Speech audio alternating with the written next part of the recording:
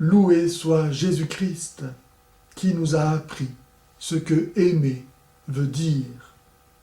Sa grâce soit avec vous.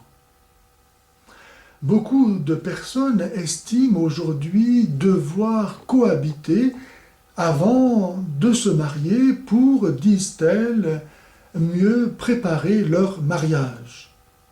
Or, statistiquement, un couple ayant cohabité avant de se marier a 3 fois plus de risques de divorcer une fois marié qu'un couple qui n'a pas cohabité avant de se marier. C'est-à-dire que la cohabitation est un facteur de divorce. Comment comprendre cela? Eh bien d'abord en reconnaissant que le terme d'union libre, équivalent à concubinage ou cohabitation, est une contradiction en soi. Car soit on est uni, et alors on n'est plus libre, soit on est libre, et alors on n'est pas uni. La deuxième considération tient au fait que les cohabitants, d'après les statistiques, avouent cette situation, ils ne l'ont pas choisie. En fait, la plupart du temps, les choses se sont faites toutes seules, disent-ils. C'est-à-dire qu'ils ont commencé à coucher ensemble, et puis ils se sont dit que c'était trop bête de continuer à payer 2 loyers. Ça ferait des économies de se mettre ensemble. Et ainsi la vie commune a commencé sans que pour autant il y ait eu un projet de vie commune, capable d'affronter, de soutenir les difficultés que tout couple rencontre sur son chemin. En effet, la volonté de durer est fondamentale pour pouvoir durer. La troisième considération vient de la comparaison à faire avec le mariage, dont le concubinage n'est qu'une caricature. Qu'est-ce que le mariage? Le mariage est ce jour où un homme et une femme sont capables de se dire l'un à l'autre, devant Dieu, devant le monde entier, « Je t'aime ».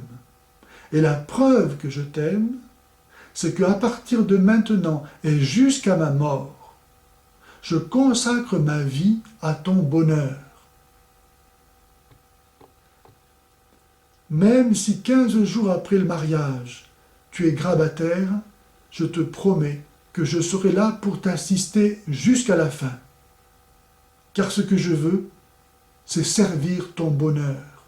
Et je suis prêt à donner ma vie pour cela. On ne peut pas faire plus que donner toute sa vie.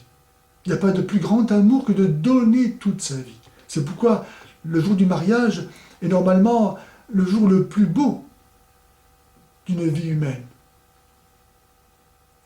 Dans le concubinage, précisément, on refuse de donner toute sa vie. Apparemment, c'est la même chose que le mariage. On partage aussi, comme les gens mariés, le même toit, le même lit, la même table, on a peut-être même des enfants.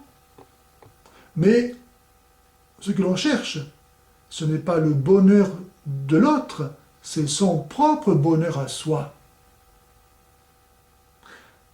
On estime que peut-être, demain, dans 6 mois, dans 10 ans, on s'apercevra chez l'autre d'un défaut qui nous contrariera. Ou bien que peut-être on fera la rencontre d'une personne avec qui l'on sera plus heureux. Et alors, à ce moment-là, on reprendra ses billes et l'on se cassera. Parce que ce que l'on veut, c'est son bonheur à soi. Et l'on se sert de l'autre pour obtenir ce bonheur. On est bien et on reste avec l'autre tant qu'on y trouve son compte. Mais si un jour on estime qu'on n'y trouve plus son compte, alors ça sera fini. On cherche son bonheur à soi, et c'est le contraire donc de l'amour. Les concubins, s'ils avaient les yeux en face des trous, se rendaient compte qu'ils se disent l'un à l'autre, à la face du soleil, « Je ne t'aime pas, puisque je ne veux pas donner ma vie pour toi. »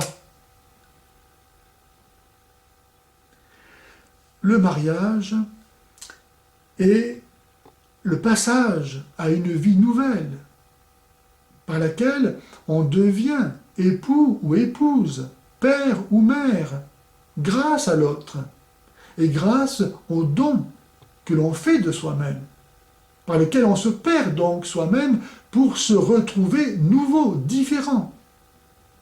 Et cette nouvelle vie, il n'y a pas trop de toute l'adolescence pour la préparer.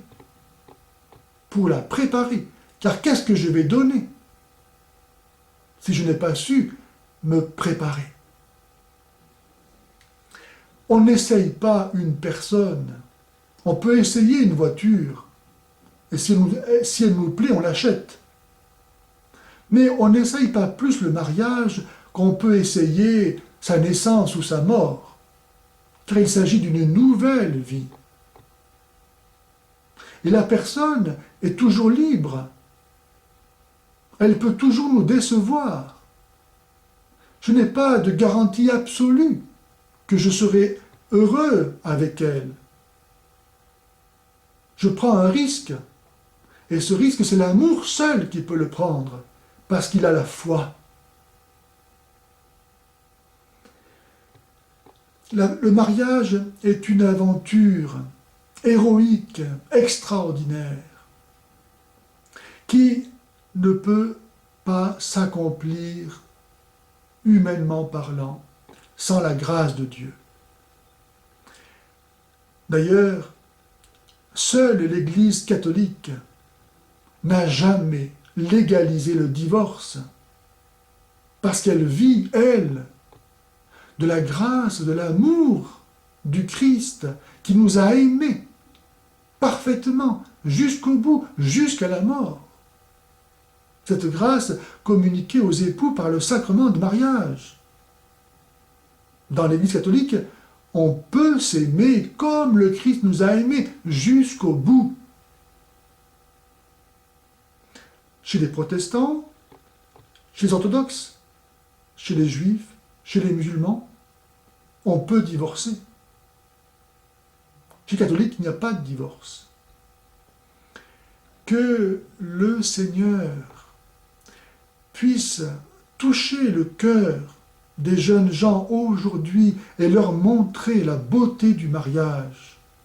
Car c'est seulement ainsi que l'on peut trouver la plénitude à laquelle nos cœurs humains aspirent.